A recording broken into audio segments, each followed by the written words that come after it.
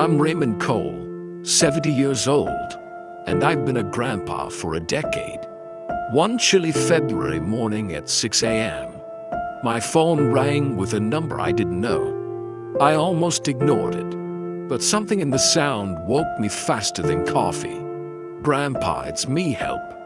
I'm in trouble." The voice cracked, urgent, exactly like my grandson Ethan. Same pitch, same little catch on the letter R. My chest tightened. A man's voice came on, calm but commanding. "Your grandson's been in an accident. We need bail money immediately. Do not hang up. We'll send instructions." Panic flared, but another memory flashed brighter. 6 months earlier, over Sunday dinner, I had started a simple tradition. Every year we'd choose a secret family word. Anyone calling with bad news had to say that word first.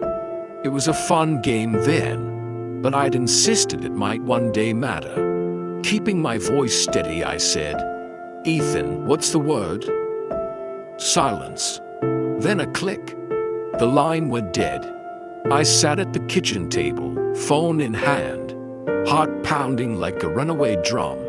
A minute later, my real Ethan FaceTimed me, still in pajamas, yawning.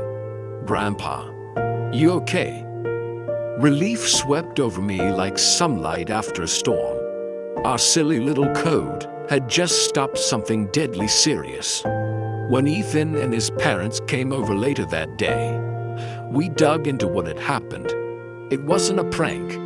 It was an AI voice cloning scam that's been surging across the US, designed to terrify seniors into wiring money fast.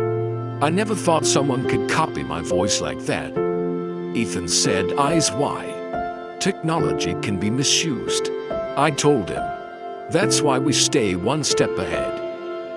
We decided to strengthen our defense. First, we refreshed the secret word and wrote it on a card sealed in an envelope. Second, we created a grandpa plan. Never send money without face-to-face confirmation. Always hang up and call back on a known number. Involve at least 3 family members in any emergency decision. But we didn't stop there. We turned the scare into something bigger, a chance to deepen our connections. Each Sunday dinner became part feast, part safety meeting. We taught even the youngest grandkids how to use our code word and how to call for help the right way. Friends and neighbors heard about our idea and asked to join. Soon the secret word circle included half the block. What began as one family's caution started to look like a community movement. 3 months later, during a spring storm, my daughter Claire's phone buzzed with a frantic text claiming I was injured and needed money for surgery. She nearly panicked, but then she smiled and asked the texter, "What's the word?" No answer. Just like that, scam number 2 collapsed.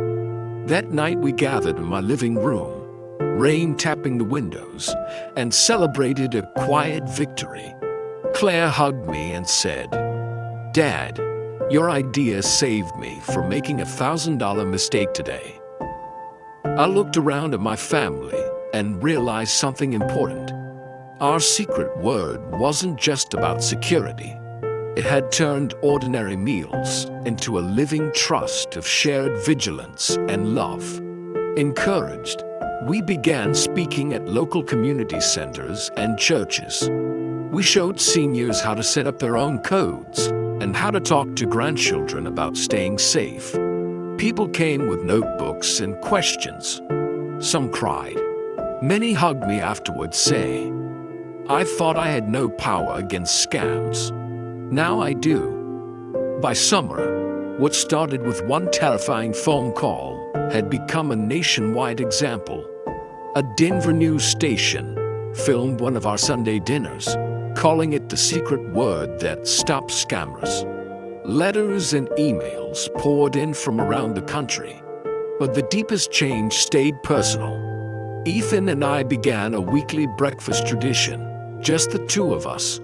We talked about school, sports, and how technology shapes trust. One morning he said, "Grandpa, someday when I'm a dad, I'll teach my kids our secret word. Maybe we'll call it Grandpa's Law." I laughed, but my eyes blurred. "Make sure they know it's about love, not fear," I told him. We also strengthened our financial plans. I updated my living trust to include digital security instructions, ensuring that every future generation knows how to guard both heart and assets. Looking back, I see how a single calm question, "What's the word?" turned potential tragedy into a blueprint for family unity. Betrayal by strangers became a bridge of trust within our home. Now I share this everywhere I can. Choose your family's secret word today. It costs nothing and may save everything. So if you hear a sudden cry for help on the phone, remember our story. Breathe, ask the word, guard your golden years with courage and connection, and build a legacy so strong that even the cleverest scam can't break it.